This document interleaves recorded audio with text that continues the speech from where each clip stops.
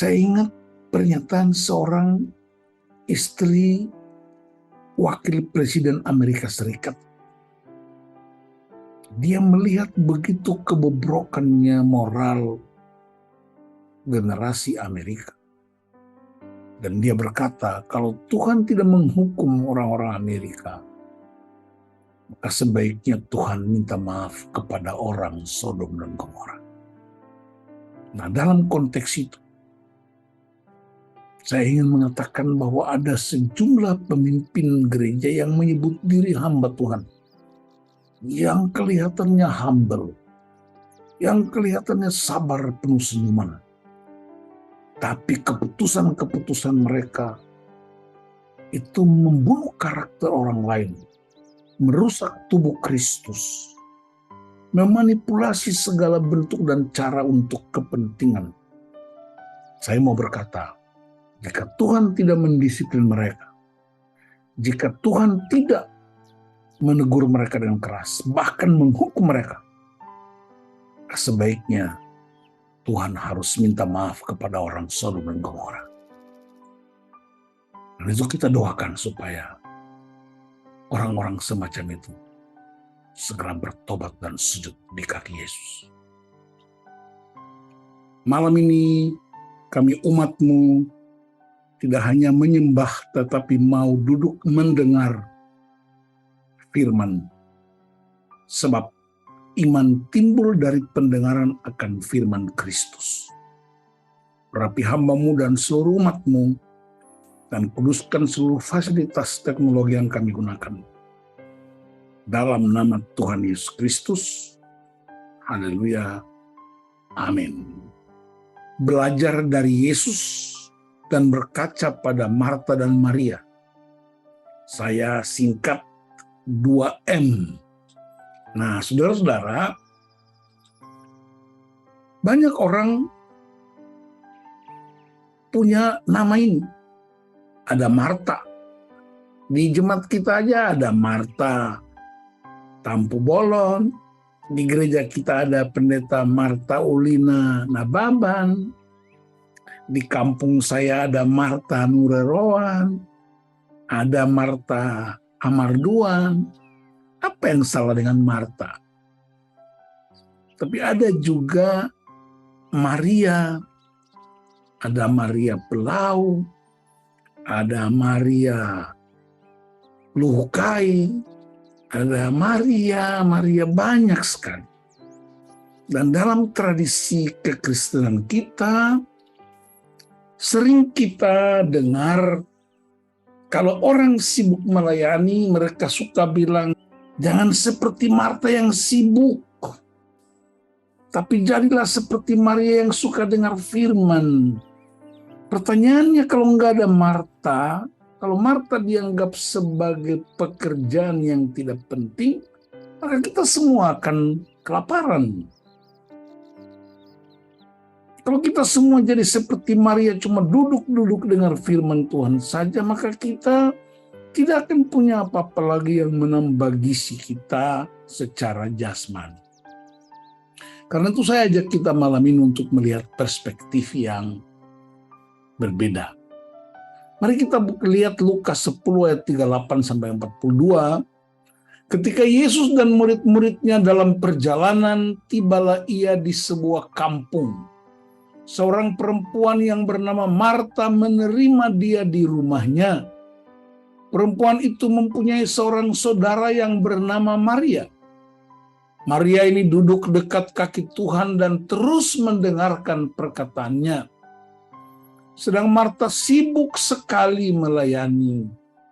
Ia mendekati Yesus dan berkata, Tuhan, tidakkah Engkau peduli bahwa saudaraku membiarkan aku melayani seorang diri?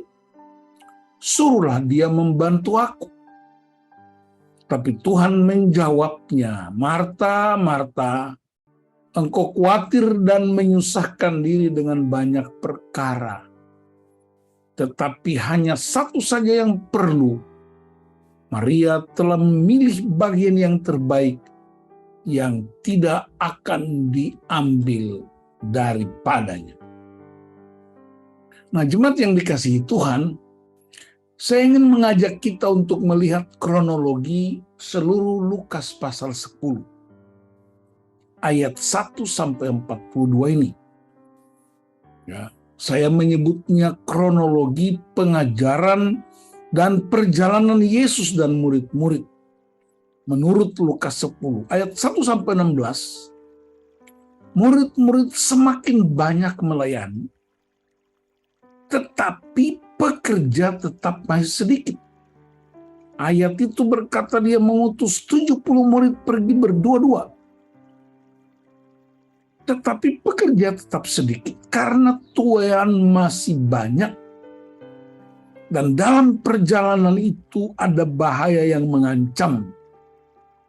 Pertanyaan retorikanya ialah apakah masih ada ketaatan dalam pelayanan? Yang kedua, ayat 17-24 ada sukacita. Murid-murid bersukacita karena keberhasilan pelayanan mereka. Di sana menceritakan kepada Yesus bagaimana iblis jatuh dan kalah. Tapi Yesus menyuruh mereka untuk bersukacita bukan karena kekalahan iblis, tapi karena nama mereka tercantum di sorga. Wow, itu yang dahsyat. Pesan penting dari peristiwa itu ialah bagaimanapun pekerjaan dan pelayananmu, ingat tidak selalu berhasil, tetapi keselamatanmu tidak pernah berubah. Haleluya. Karena itu pertanyaan retorikanya, apakah yang membuat hati Anda bersukacita? Bukankah kehendak Bapa digenapi dalam hidup kita? Sukacita sering dihubungkan dengan harta kekayaan, prestise, dan prestasi. Tapi sukacita yang paling dahsyat ialah kehendak Bapa tergenapi dalam hidup kita. Ayat 25-37, mengapa orang berhenti? Seringkali kita punya hubungan-hubungan abstrak. Apalagi dunia modern, kita bisa berteman baik di media sosial, berteman di YouTube, di Facebook, di Instagram, di Twitter, di macam-macam teknologi yang canggih. Kesannya hebat, tetapi fakta nyata dalam hidup sehari-hari tidak seperti yang sesungguhnya. Membahas sesama secara abstrak tidak sulit, tapi bagaimana kenyataan sesungguhnya. Sehingga ada orang-orang yang memilih untuk apa berkawan di medsos kalau pergaulan sehari-hari tidak nampak faktanya.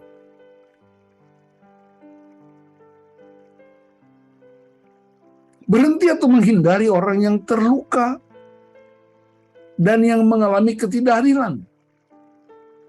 Layaknya para imam dan orang Lewi, para pemimpin-pemimpin agama, pemimpin-pemimpin gereja yang begitu mengaku dekat dengan Tuhan, membangun hubungan yang begitu intim dengan Tuhan, tapi mereka membiarkan orang luka, bahkan melukai orang lain, dan membiarkan ketidakadilan itu terus terjadi. Saya ingat pernyataan dari istri seorang wakil presiden Amerika Serikat ketika dia melihat begitu hebatnya rusaknya moral orang-orang di Amerika. Dan dia berkata, kalau Tuhan tidak menghukum orang-orang ini, maka Tuhan harus meminta maaf kepada orang Sodom dan Gomora. Dan ini yang mau saya katakan juga. Ada banyak orang melukai tubuh Kristus, menggunakan toga-toga jabatan gerejawi. Berdiri kusuk, kelihatannya sabar, kelihatannya rendah hati. Tapi melakukan karakter assassination, merusak tubuh Kristus. Maka saya juga berkata, Jika Tuhan tidak mendisiplin mereka ini, jika Tuhan tidak menegur keras orang-orang ini, maka Tuhan juga harus minta maaf sama orang Sodom dan Gomora. Karena orang Sodom dan Gomora menyembah berhala, hidup dalam percabulan dan persinahan untuk merusak hidup mereka. Tetapi zaman modern, orang menghancurkan tubuh Kristus, sementara dia mengaku Kristus adalah kepala gereja. Itulah karakter para imam dan orang Lewi yang membiarkan orang terluka, membiarkan orang terpuruk. Bahkan karena mereka tidak kuat menendang orang masuk ke got, maka meminjam kaki orang untuk menendangnya. Dan itulah kejahatan terhadap tubuh Kristus. Jadi, kalau kita mau serupa Kristus, pedulilah dan turut merasakan penderitaan orang lain. Ikut menolong. Nah, sekarang bagaimana peristiwa Marta dan Maria? Ayat 38 sampai 42. Pertanyaan retoriknya, apakah Anda mau mendengar Yesus? Dasar dari seluruh pelayanan adalah duduk di kaki Yesus dan dengarkanlah dia.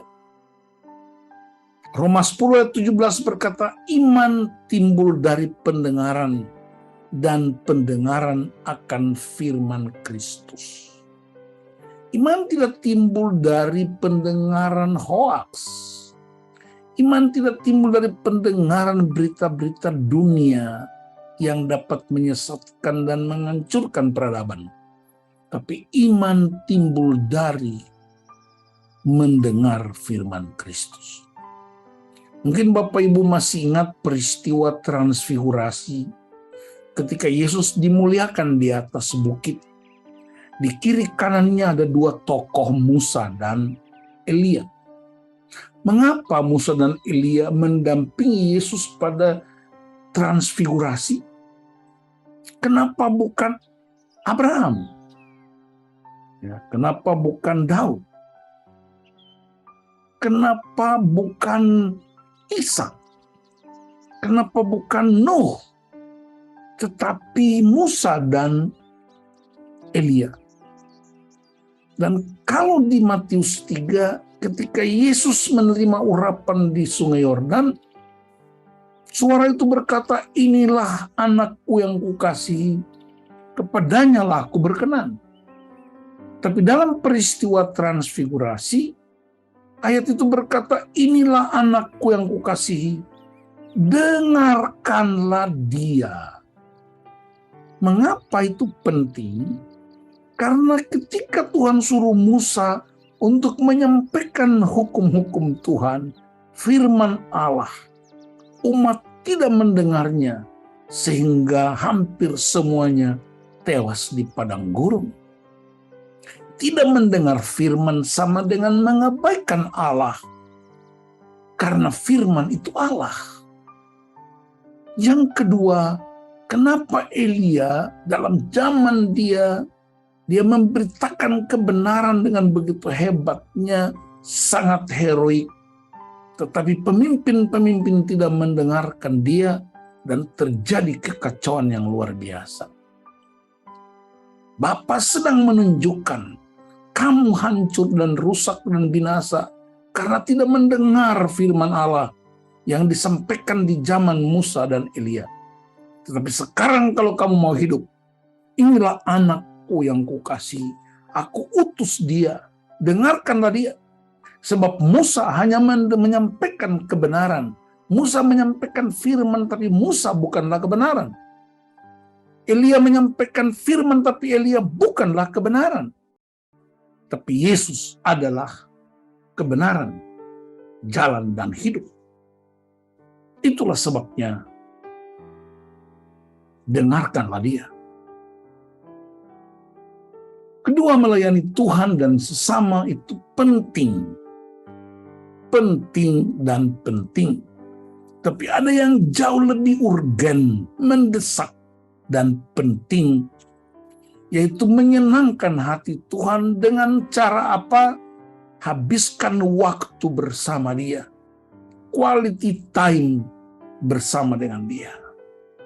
Itu yang jauh lebih penting, karena di sana Anda akan temukan, akan mendengar hikmat-hikmatnya. Di situ Anda akan menemukan jalan keluar yang bisa mengatasi semua problem hidup. Bahkan di sana akan ada teguran-teguran, disiplin-disiplin rohani yang membuat kita bangkit jadi pemenang. Pertanyaan retorikanya ialah, apakah Anda sibuk sekali melayani Dia sampai Anda tidak punya waktu lagi untuk mengasihi dan mendengarkan Dia? Banyak orang melayani Tuhan, tapi hatinya tidak ada firman. Dan itu sebabnya dalam salah satu pengajaran Yesus di bukit di Matius 7, Dia berkata, kamu bilang aku Tuhan, tapi kamu tidak melakukan kehendak Bapakku. Enyahlah engkau pembuat kejahatan. Saudara-saudara yang dikasihi Tuhan, dalam pelajaran ilmu karakter, dalam pelajaran psikologi, Tuhan ciptakan manusia dengan berbagai tipe dan watak yang berbeda. Dan kita belajar itu salah satu cara untuk menemukan bagaimana rahasia seseorang terjaga. Kita tahu ada sidik jari seseorang yang tidak mungkin ditiru siapapun. Ada retina mata yang tidak mungkin ditiru siapapun. Jadi kalau ada 7 miliar manusia di dunia, berarti ada 7 miliar sidik jari, 7 miliar retina mata. Lihat saja dipakai di berbagai teknologi, apakah itu perbankan, termasuk handphone kita bisa buka pakai retina mata kita atau sidik jari kita, dan sekalipun istri atau anak-anak kandung sekalipun tidak bisa membukanya. Itu artinya apa, saudara-saudaraku? Artinya setiap manusia punya tipe dan watak yang berbeda-beda. Dalam pelajaran karakter ada 4 warna. Ini bukan warna manusia, tapi ini kode untuk menemukan dan membaca tipe manusia. Orang merah misalnya, orangnya segera, mandiri, cenderung bosi. Orang kuning penuh relationship, aktif tetapi reaktif, penuh pujian.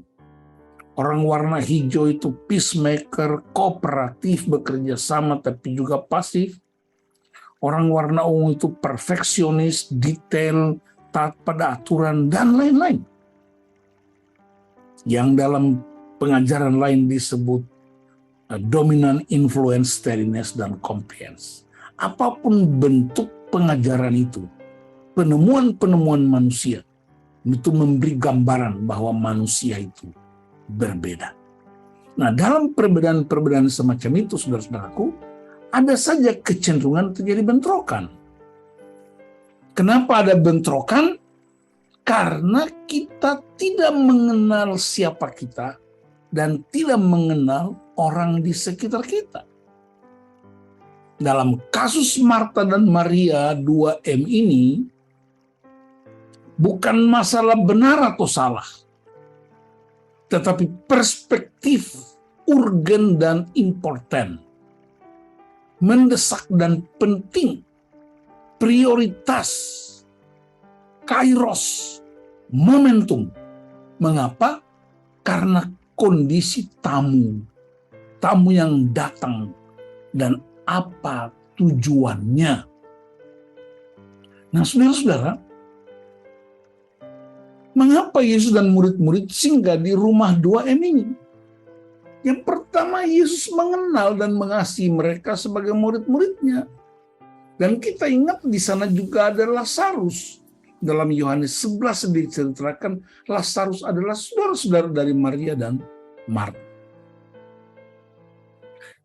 Jadi wajar kemudian dia singgah di tempat mereka. Yang kedua, Yesus sedang berjalan menuju salib di Golgota. Yesus butuh ketenangan. Dia butuh istirahat. Dia juga manusia biasa yang membutuhkan ketenangan istirahat karena begitu banyak yang dialami dalam perjalanan pelayanan bersama murid-murid. Di sana ada pertanyaan, di sana ada penolakan, di sana ada kritik, di sana ada orang sakit, di sana ada orang luka. Begitu banyak sekali orang-orang yang mesti ditolong. Dan menjelang memasuki salib di Golgota, Yesus hendak mensinkronkan, nah ini dia, ini kata yang cepat segera populer yang menghancurkan peradaban di sebuah gereja. Mensinkronkan kehendaknya dengan kehendak Bapaknya. Sehingga satu kali di Taman Getsemani dia berkata, Bapa, jika Engkau berkenan, ambil cawan ini, tetapi biarlah kehendak-Mu yang jadi. Jadi dalam situasi ketika sampai di rumah Marta dan Maria, dia butuh ketenangan, dia butuh istirahat, dia butuh bagaimana menyelaraskan kehendaknya dengan kehendak Bapaknya. Dan itulah momentum yang kemudian dipilih Maria. Maria memilih momentum yang pas. Karena momentum atau kairos semacam itu tidak mungkin terjadi lagi. Tidak mungkin terulang lagi. Kalau begitu Marta, apa yang dia lakukan? Marta menunjukkan keramah tamahan sebagai orang timur yang menjamu tamu. Tetapi Marta terlalu sibuk sehingga menimbulkan persungutan. Yesus tidak menolak keramah tamahan Marta, tapi Yesus menegur hatinya yang tidak tulus dalam pelayanannya, sebab dia minta Yesus menegur Maria yang tidak menolong dia. Saudara-saudara, kalau melayani, layanilah. Lakukanlah bagian kita tanpa harus menuntut orang lain. Lakukan bagian kita. Dan Tuhan akan melakukan bagian. Saudara yang dikasihi Tuhan, sebab segala sesuatu ada waktunya. Nasihat pengkhotbah pasal 3, dia bilang segala sesuatu ada waktunya. Saya kutip ayat-ayat ini. Pengkhotbah pasal 3, untuk segala sesuatu ada masanya. Untuk apapun di bawah langit ada waktunya. Ada waktu untuk lahir, ada waktu untuk meninggal, ada waktu untuk menanam, ada waktu untuk mencabut yang ditanam. Ada waktu untuk membunuh, ada waktu untuk menyembuhkan, ada waktu untuk merombak, ada waktu untuk membangun. Ada waktu untuk menangis, ada waktu untuk tertawa, ada waktu untuk meratap, ada waktu untuk menari. Ada waktu untuk membuang batu, ada waktu untuk mengumpulkan batu, ada waktu untuk memeluk, ada waktu untuk menahan diri dari memeluk. Ada waktu untuk mencari, ada waktu untuk membiarkan rugi, ada waktu untuk menyimpan, ada waktu untuk membuang, ada waktu untuk merobek, ada waktu untuk menjahit, ada waktu untuk berdiam diri, ada waktu untuk berbicara, ada waktu untuk mengasihi, ada waktu untuk membenci, ada waktu untuk perang, ada waktu untuk damai. Ayat 9 berkata, apakah untung pekerja dari yang dikerjakannya dengan berjerih payah? Jadi kita mesti berhikmat memanfaatkan momentum atau kairos. Maria memanfaatkan kairos, momentum.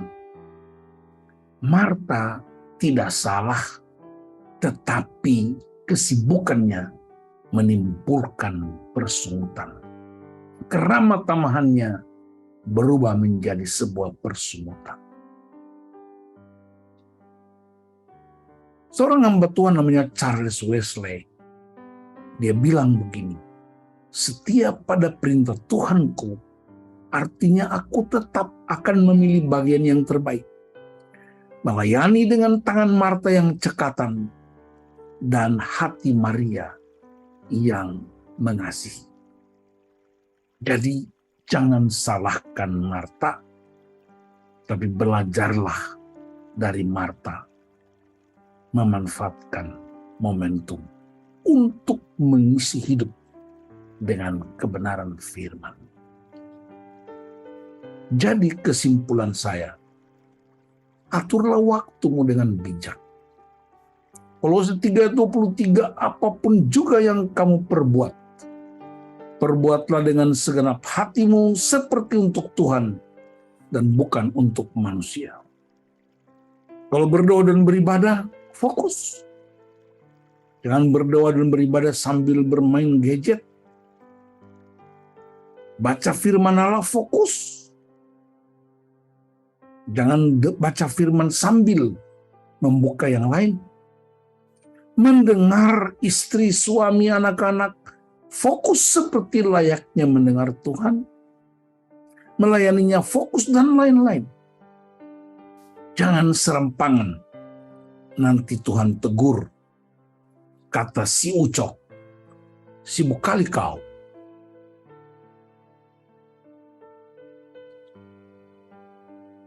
Tuhan memberkati kita menjadi jemaat yang fokus pada Tuhan.